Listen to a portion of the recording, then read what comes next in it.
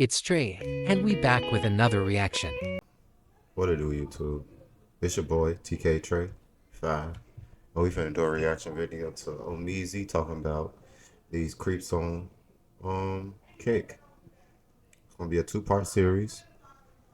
You know, we over on the check-in with our platform on Kick, so I think it's a great time for me to go ahead and jump into get my opinion on this. I don't always agree with him, but I think he on to something with this one. So we're gonna go ahead and get it started.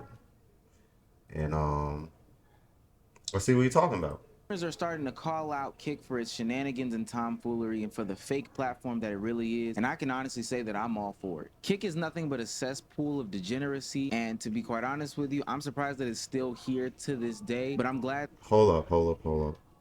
Now let's be fair. The reason why it's still here is because it's backed by Stake, and they got damn near unlimited money at this point. And then on top of that, it's an up-and-coming platform. So, like, of course it's not going to just disappear overnight. I mean, Rumble's still there, ain't it? What's the difference? People call that a right-wing cesspool, so I don't really see the difference. But, I mean, we only 15 seconds into the video, so let's see what he means. That people like Jinxie and Moist Critical are on their platform talking about why Kick is bad and why people should not look at Kick as a legitimate platform to put their content on. At first, I thought Kick was interesting because, you know, obviously they signed like Aiden, XQC, Bruce, Rage, like all in the span of a couple months. So I'm like, bro, like maybe it'll like go down that route. But yeah, then it just went down like IRL streaming route of like. Shout out Neon for being, no, it's actually, excuse me, shout out Fousey too for being a pioneer in that shit. Because he really derailed the growth of Kick with that. And that 95-5 split is kind of crazy. They just not dropping no ads on your shit. Just the worst thing you can imagine. And if we play a quick word association game, when you think of the word Kick, first thing you're gonna go to is Aiden. The next thing you're gonna go to is people putting forks in toasters. The thing after that would be the key 3DOs that are on the platform. The next thing that you're gonna do is go to the people peeing in buckets on the platform. The next thing you're gonna do is go to all the people that are making content. And we're gonna react to that in the part 2 of this series, because I think it is kind of fucking wild what these people doing.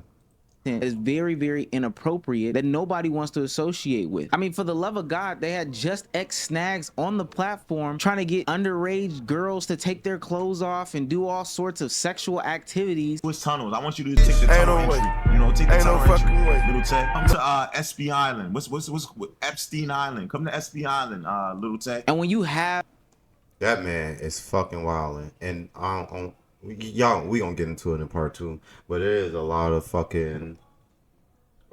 pedo shit going on there, and I don't fuck with that shit at all.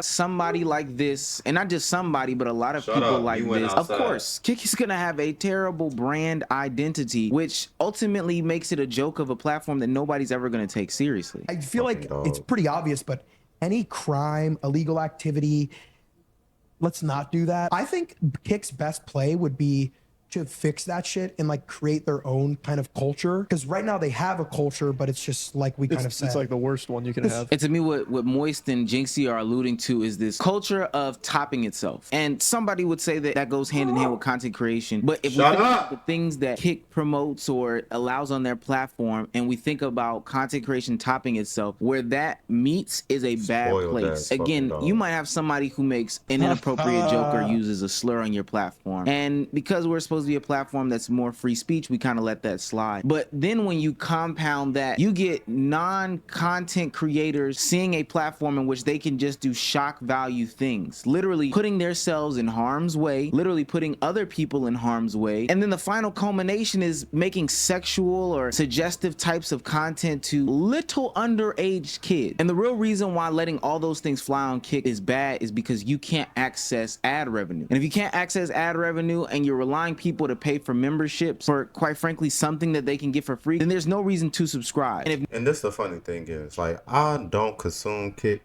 I'm not a consumer. I don't really watch the content that's on there. But it's a real good question. Do they even get ads played on people that's not XQC or Aiden Ross, who already got established followings? You know what I'm saying? are ads even being played? You know what I'm saying? I'm pretty sure people subscribe to Aiden Ross just because they like him. They subscribe to XQC just because they like him. You know what I'm saying? But what about the up-and-comers? Like Neon. Shit, they subscribe to him because they like him. And even Neon's kind of sketchy because there's been a lot of allegations about view botting with Neon, which is crazy. No ads want to come, then nobody's going to want to pay your streamers, your content creators, or anything like that. So at that point, that is a recipe for disaster for the platform. I think Kick just kind of needs to find a culture to keep it different from Twitch, because another thing they brought up, and like it was their main selling point, was like, oh, we have a 95.5 sub split stream on Kick. I'm the CEO of Nike. The last company I'm giving ads to is Kick. Once they clean that up, they'll become like, because they have users, there's not a problem there. And then you can get. And honestly, that's what sold us on being on that platform. But when you don't get no ads, what is even the point? Advertisers, then you're going to be more inclined to land bigger streamers who they want ad revenue, right? Yeah. And although Jinxie has total bias because he is one of Twitch's biggest streamers to this date in America, I think a lot of what he says is absolutely true. Nobody serious is going to look at Twitch as they are serious. But of course, people had to give some sort of pushback, specifically people from that free speech mentality or that walk of the internet. The platform is what, not even, was like barely. And on some real shit, the free speech thing is real talk. There is a lot of censorship. You self-censor yourself. So I think that's a little disingenuous to say that the free speech aspect wasn't a real selling point. Like, bro, it really is. And it's really getting more and more cramped. Like, A year old, the fight thing stopped and it was like 3 or 4 creators. How are we gonna make a conclusion about the entire platform of 3 or 4 creators out of like thousands on thousands? If it's the degeneracy, then stop farming a fake relationship with a known OnlyFans girl. Don't push your 12-year-old audience to OnlyFans by making them think that you're in a relationship. Twitch culture is worse than Kick culture. They make every girl sit in a hot tub and they want you to be a simp. Now, I don't always agree with Sneeko, and obviously he's trying to push his agenda towards the end of this, but he is right in some regard. Jinxie, you can't have these sentiments about degeneracy on the platform while simultaneously you, a video game streamer, are taking another video game streamer like Sketch and putting him on some e-date with a bunch of OnlyFans models when we know both of your audiences are younger. And not to mention that that's like a total 360, 180, 720 from your brand. You're the one topping the degeneracy, just like on Kick the platform. Now, and he doing that on Twitch. Meanwhile, shit talking Twitch is what I'm understanding from this. I don't agree with Sneeko is, well, I'm not gonna act like that's the same type of degeneracy that's on Kick that people are complaining about, but I do see what he's saying. I honestly think the degeneracy on Kick, from what I've seen, the pissing out the window, we gonna get more in depth into it on the next video. Pissing out the window, the underage Omegle things, you know what I'm saying, trying to get younger girls to flash that shit, that is absolutely out of bounds. Saying when he says they that literally committing crimes on camera. Is levels of degeneracy on Twitch that you can't normally ignore. And that goes without talking about how earlier in Twitch's inception, Twitch kind of looked like Kick. You guys saw what Twitch was 7 years ago? You would be like, what the fuck? Every new platform in the beginning is not going to be 100% amazing, bro. Obviously, Eddie keeps those motherfuckers around because right now, they are technically good publicity is good. All publicity is good publicity, bro. So right now, Kick, I agree. Eddie, we don't need to have certain streamers doing certain things, but hey, that's the way it is right now, and I can't do anything about it. But what I can tell you is Kick is working. What about all the other creators, the small creators that are actually putting in work and hours and getting paid 90-some% of their revenue? It's working for them. And the community here is amazing because there's a lot of people that just want to show love and stuff. And then there's also the people that chase the hype and stuff. But, you know, at the end of that's going to be like that with every platform, though. So I agree with Aiden on that shit. You can't really control that shit as a streamer. But as a platform, you can just ban them niggas. Come on, bro. Today, bro, I worked really, really hard to get Kick working and shit. Without my community, without me, there's no Kick. What Aiden is saying is true wholeheartedly. We can't forget that Twitch just had an issue, I mean, a couple months ago where they were essentially letting people do topless breast bounces on stream and there was no problem with it. So I think that Aiden is definitely right in that regards. But the thing that I would push back on him and say is that the problem with Kick is that its foundational thing is that we're gonna go no TOS. We are sick of the restrictiveness that Twitch has. Now, Twitch started off in a more lawless, Wild West place, but they also didn't start with that foundation. It was a guy with a camera recording his life live. There wasn't this.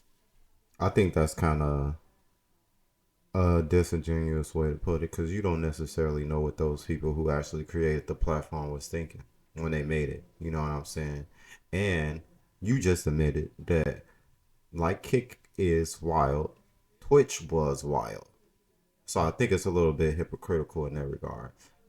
But foundationally, all the CP shit that they doing, as far as like trying to have younger girls flash themselves and literally committing crimes on camera, don't fuck with that. Don't fuck with the Jack Dohertys of the world running around having the security assault people.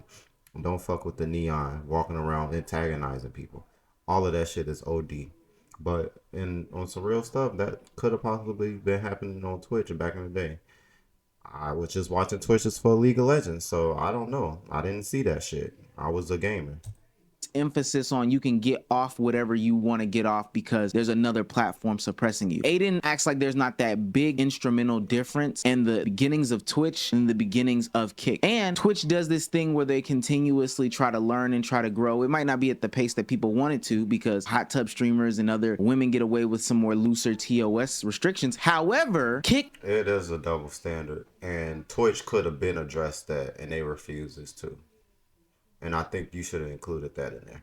They could have addressed the lawlessness that they give the women's. It was literally a girl getting on camera, taken in the butt on camera. You know what I'm saying? And she got banned for like 1 day on Twitch. So don't act like, you know what I mean? if it did put in TOS, would be hypocritical. If they ever put in something that said, we're going to be really strict on TOS, we're not going to let this go, this go, this go, it would be hypocritical of the foundation of what Kick was founded on. And I think that that's where they can't go, because at that point, you might as well be on Twitch. And I think also Aiden fails to realize that the biggest streamers on Twitch have always overshadowed some of the small stuff. Always might be like a big stretch, but for the most part, Twitch's big audience has always been consumed by the bigger streamers who have been playing big video games, who have been just chatting in a big way, things of that nature. Kick's biggest streamers participate in the degeneracy. And so that's why people like Pokimane feel like, hey, if I come over to Kick, then I'm going to have to be losing my moral compass. It's not because I got like $10 million.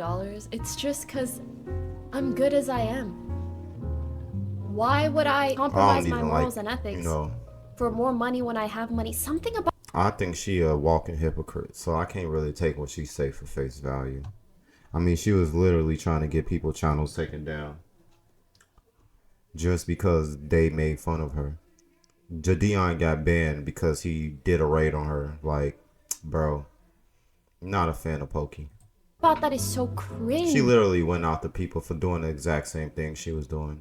Not a fan. To me personally. That's interesting because Pokimane just came off of a like Twitch exclusive contract and now is going to be multi. You know how she talking about not selling now, but she was selling fucking vegan cookies overpriced. Streaming on YouTube as well. She did not decide to go to Kick. And I think the reason why she relates that to her morals and ethics is because that is the culture and brand identity of a Kick. Is that if you are over there, you are doing something that is degenerate. That's the only way to become one of the bigger, more notable faces over there. I don't know of too many legitimate faces that are on Kick that are doing things that are degenerate. And not saying that they don't exist. It's just the simple fact that that's the overwhelming majority of what's going on over there right now. Those are the most popular niggas for sure, and we finna react to this video right here in our next video because bruh, this man should be in prison right now. If you can go get a bag from Kick, go get a bag from Kick. It's like chasing the white whale. Sometimes you got to do it, but you got to make sure that you do not go down with the ship. At this rate, I don't see Kick lasting much longer if they're allowing the type of things that they allow. But, you know, let me know what you think. I agree with that last part. And I think that Kick gonna make some changes on their TOS at some point. They're gonna be forced to, because the average, well, I mean, they do make a lot of money off the gambling. They should just lean more into that.